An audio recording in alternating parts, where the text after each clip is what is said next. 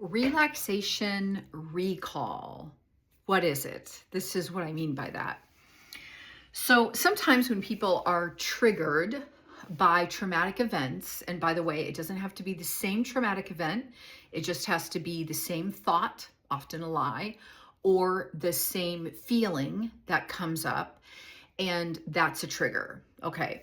So what you want to do is that your brain has a recall of that trauma.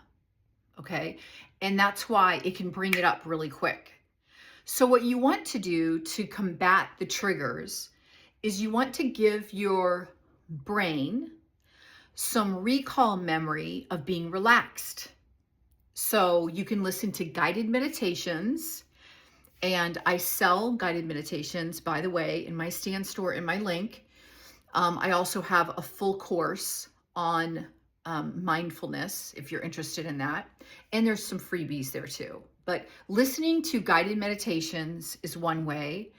Doing some PMR, progressive muscle relaxation, where you squeeze the top of your head and you squeeze, and you relax all the way down to the tips of your toes. You can also use a heating pad, or there's even rocks that you can heat and lay, and then you're concentrating on that.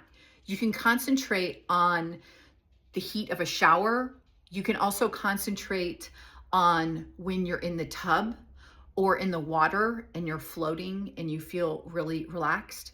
You can concentrate when you are snuggling with your mate and all of your weight is against your mate and you're like, I kind of feel that heaviness and I'm kind of leaning on him and I feel relaxed.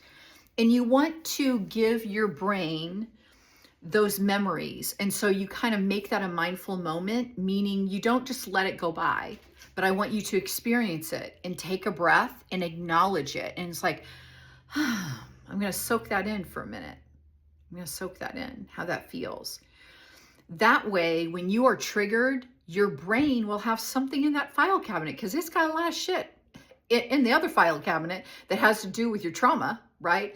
But now you want to give it another drawer, okay, that it can open, and it has this beautiful memory recall of all these times that you have been relaxed. Because despite you being triggered, I want you to be able to tell your body that I can give my body permission to relax despite me being triggered, despite me being upset, right? Despite this, I give my body permission to relax. And that's very good for your mental health, and it's very good for your stress. If you like this, please continue to follow me and do all things from the bottom up, giving you real life tips from me, a real therapist. Have a great day.